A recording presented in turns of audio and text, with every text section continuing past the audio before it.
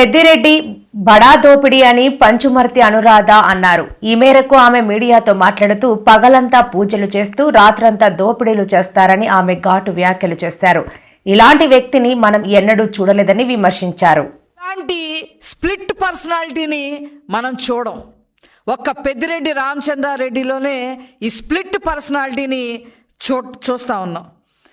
పీలేరు ఎమ్మెల్యేగా మొదలుకొని అతని అవినీతి సామ్రాజ్యాన్ని స్టెప్ బై స్టెప్ పెంచుకుంటూ మరి మండల స్థాయి నుంచి తర్వాత జిల్లా స్థాయి నుంచి తర్వాత రాష్ట్ర స్థాయి నుంచి మరి ఏకంగా కేంద్ర స్థాయి వరకు కూడా మరి అతని అవినీతి సామ్రాజ్యాన్ని విస్తరించారు అనే చెప్పడంలో ఏ మాత్రం కూడా అతిశయోక్తి లేదు.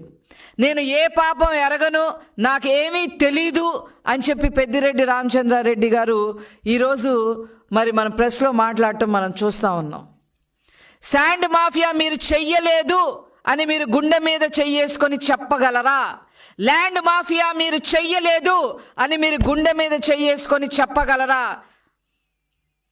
అదే విధంగా చివరికి రైతులు రక్తం కూడా పీల్చుకునే విధంగా మీరు మీ శివశక్తి డైరీ ద్వారా మరి పాల రేటు సైతం కూడా ఎక్కువ రేట్లకు అమ్మిన మాట వాస్తవం కాదా అని చెప్పి సందర్భంగా నేను అడగదలుచుకున్నా.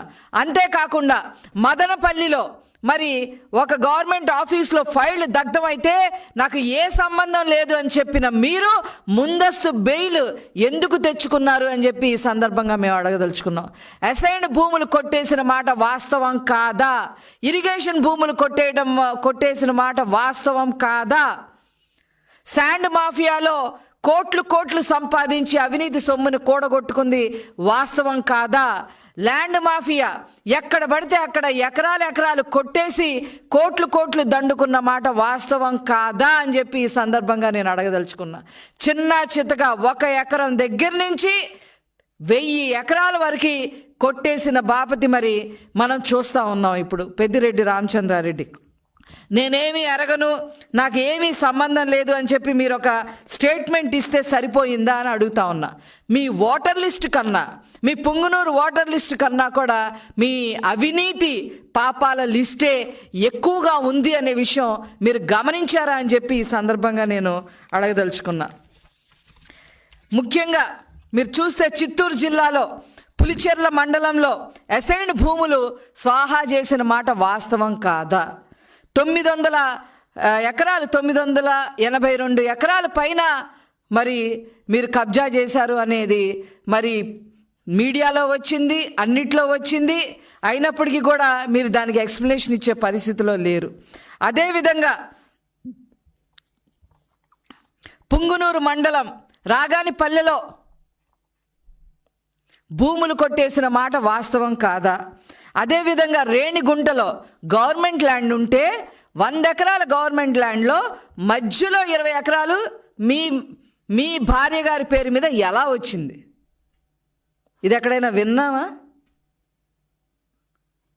రేణిగుంట ఎయిర్పోర్ట్ పక్కన 100 ఎకరాల గవర్నమెంట్ ల్యాండ్ ఉంటే మధ్యలో 20 ఎకరాలు మాత్రమే, 20 ఎకరాలు మీ భార్య పేరు మీద ఎలా వచ్చింది అని చెప్పి ఈ సందర్భంగా అడగదలుచుకున్నా. అలా ప్రభుత్వ భూములు కూడా మీరు కొట్టేసిన పరిస్థితి మనం చూస్తూ ఉన్నాం. అదేవిధంగా గవర్నమెంట్ పర్మిషన్లు లేకపోయినా ఎత్తిపోతల పథకాలని చెప్పి మొదలుపెట్టారు, ప్రాజెక్టులు మొదలుపెట్టారు. ఏం చేశారు మీరు ఆ ప్రాజెక్టులు మొదలుపెట్టి? ముఖ్యంగా మరి ఆవులపల్లిలో కానీ నేతిగుట్ల పల్లెల్లో కానీ ఆ విలేజెస్లో వాళ్ళని రాత్రి ఖాళీ చేయించేసి అనధికారికంగా ఖాళీ చేయించి వాళ్ళ ఉసురు పోసుకున్న మాట వాస్తవం కాదా? ఇలా మీరు చేసినందుకు మరి నేషనల్ గ్రీన్ ట్రిబ్యునల్ మీకు 100 కోట్ల ఫైన్ వేసిన మాట వాస్తవం కాదా? చెప్పండి మీరు. ఇంత అవినీతి చేసి ఇంకా చెప్పాలంటే ఇంకా తెలంగాణలో కాళేశ్వరం ప్రాజెక్టులో ఎంత అవినీతి చేశారు నేను అడిజోటి పోదలుచుకోవాలా. అక్కడ అప్పటి ముఖ్యమంత్రి కేటీఆర్తో కుంభక్క ఏం చేశారో అవి కూడా ప్రజలందరికీ కూడా తెలుసు. ఇంత అవినీతి చేసి ఇన్ని కబ్జాలు చేసి ఇంతమందిని ఏడిపించి చిన్న పిల్లోడిని అడిగినా కూడా పెద్దిరెడ్డి రామచంద్రారెడ్డి అంటే అతను ఏం చేసినా పాపం లేదనే మాటే వస్తుంది తప్ప ఇంకో మాట రాదు. ఇవన్నీ ఒక ఎత్తు అయితే ఇప్పుడు ఫారెస్ట్ ల్యాండ్స్, అసలు ఫారెస్ట్ డిపార్ట్మెంట్ ఫారెస్ట్ ల్యాండ్ 75 ఎకరాలు మీరు కబ్జా చేయడమే కాకుండా మీ పేరు మీద రాయించుకోవడమే కాకుండా ఏకంగా రోడ్ వేసి అక్కడ ఒక గెస్ట్ హౌస్ కట్టారు అని అంటే దేనికి కట్టారు ఆ గెస్ట్ హౌస్? ఏ అవినీతి కార్యకలాపాల కోసం ఆ గెస్ట్ హౌస్ మీకు ఉపయోగపడుతుందో మీరు ఖచ్చితంగా చెప్పి తీరాల్సిందే. ప్రస్తుత ప్రభుత్వం మరి దాని మీద కమిటీ వేసింది, అవన్నీ కూడా బయటికి వస్తాయి, ఖచ్చితంగా నిగ్గు తేలుస్తాము.